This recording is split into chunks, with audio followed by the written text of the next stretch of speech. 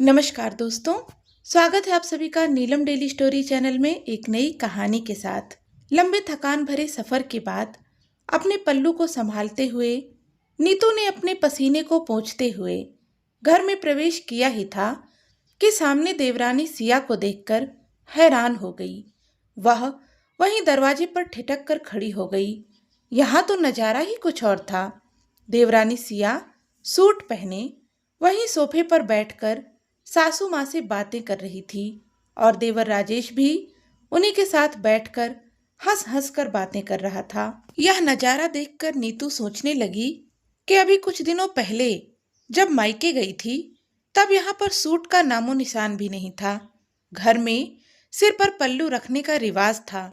20 दिन में ऐसा क्या हो गया कि इन लोगों का हृदय इतना परिवर्तित हो गया और देवरानी ने सूट पहन लिया। और सूट पहना तो पहना, सासू माँ के साथ एक ही सोफे पर बैठकर बातें भी कर रही है, वह भी रिवाज को इतना मानने वाले देवर के सामने। तब तक उसके पति सोमेश भी अंदर आ चुके थे। सामने का नजारा देखकर वह भी चुपचाप खड़े हो गए।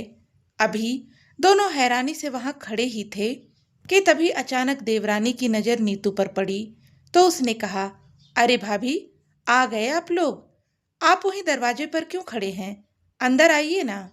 अपनी साड़ी के पल्लू को ठीक करते हुए नीतू अंदर आई और सासू माँ के पैर छूकर आशीर्वाद लिया। फिर वहीं एक तरफ जाकर खड़ी हो गई और सब लोगों को देखने लगी। तब तक पति शोमेश भी अंदर आए और सासू माँ के पैर छूकर वहीं खड़े हो गए। मेरे साथ साथ वे भी हैरान थे कि आखिर एक शेर आज बिल्ली कैसे बन गया, यह समझ में नहीं आ रहा था। कुछ पल में ही पूरे 5 साल का दृश्य आंखों के सामने घूम गया। जब नीतू शोमेश से शादी करके इस घर में आई थी तब गर्मी का मौसम चल रहा था। ससुराल में साड़ी ही पहनते थे और सबसे बड़ी बहू को सबके सामने सिर पर पल्ला रखना जरूरी था। ऊपर से सासू माँ का नियम यह था कि चाहे रसोई घर में कोई दूसरा सदस्य हो या ना हो, एक बहू का रसोई में काम करते समय पल्ला नीचे नहीं गिरना चाहिए। ऐसे में उसे रसोई के काम करने में बड़ी दिक्कत होती थी।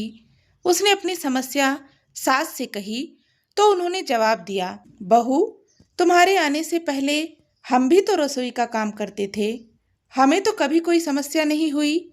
मम्मी जी, वह बात नहीं है। मैं तो कह रही थी कि मैं कॉटन के सूट खरीद लूं क्या?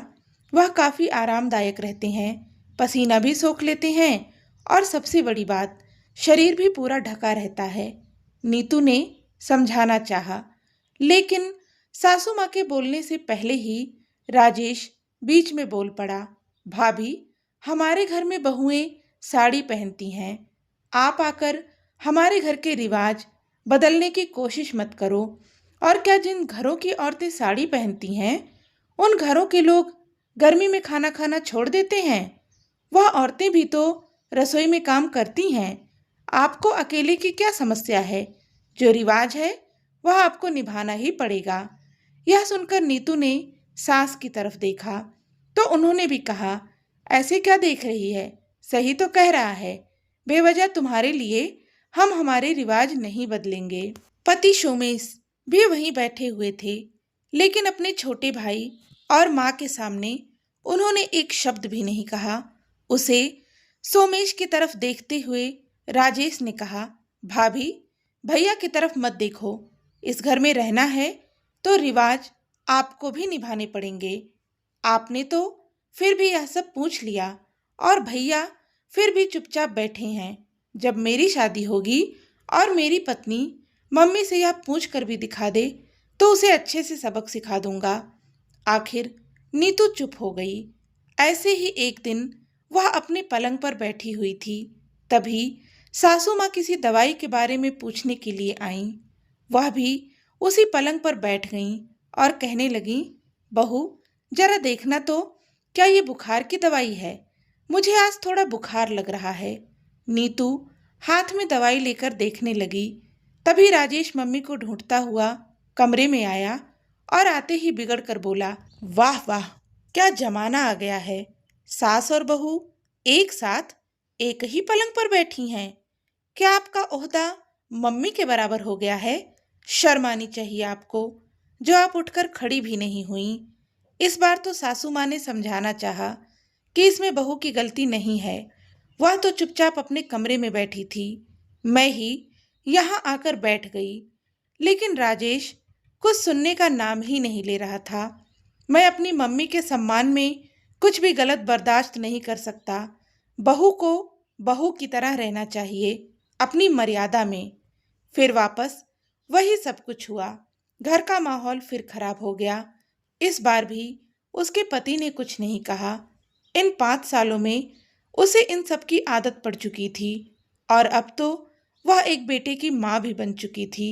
इतने सालों में कोई भी बदलाव नहीं हुआ और ना ही कभी उसके पति ने उसका पक्ष लिया। लेकिन आज आज क्या हो रहा है घर में? अभी कुछ दिन पहले ही तो देवर की शादी हुई और तब भी घर का रिवाज यही था। देवर की शादी के 20 दिन बाद ही नीतू के पापा की तबीयत खराब हो गई, जिसकी वजह से उसे मायके जाना पड़ा। इतने दिन से वह अपने बेटे के साथ मायके में थी और इतने ही दिनों में घर का नज़ारा ही बदल गया। नीतू के मन की बात सासू माँ समझ गईं। उन्होंने बात को संभालते हुए कहा, संभालते हुए नहीं बल्कि लीपा पोती करते हुए कहा, अरे बहू, आजकल गर्मी इतनी बढ़ गई है, साड़ी में तो गर्मी झेला ही नहीं जाता और रसोई में काम करते समय गर्मी बहुत लगती है। इसीलिए तुम्हारी देवरानी ने सूट खरीद लिया। ये आरामदायक रहता है और देखो, पूरा शरीर भी ढका हुआ है। मैं तो कहती हूँ कि तू भी सूट खरीद कर ले आ। तभी देवर बीच में बोल पड़ा, और भाभी, सूट कितना कंफर्टेबल होता है। मेरे हिसाब से तो जो कंफर्टेबल लगे वही पहनना चाहिए। इसीलिए तो आपकी देवरानी के लिए खुद सूट खरीद कर लाया हूँ। नीतू चुपचाप सब सुन रही थी। उसने धीरे से अपने पति की ओर देखा, जो नजरें झुकाए एक कोने में खड़े थे। नीतू को अपनी ओर देखता हुआ देखकर वह चुपचाप अपनी माँ के पास आकर बैठ गया। नीतू का मन हुआ कि वह कुछ कहे, लेकिन यह सोचकर चुप हो गई कि जाने दो, घर की शांति भंग होगी। लेकिन दूसरे ही पल उसने सोचा कि अगर आज कुछ नहीं कहा तो कब कहूँगी, और एक लंबी सांस भरते हुए बोली, सही कहा देवर जी, गर्मी तो बहुत है, लेकिन यह गर्मी भी ना आपकी शादी के बाद ही पड़ने लगी, वरना पिछले 5 सालों से गर्मी कहाँ पड़ रही थी। बड़ी बहू तो पत्थर की है ना, उसे गर्मी कहाँ लगती है।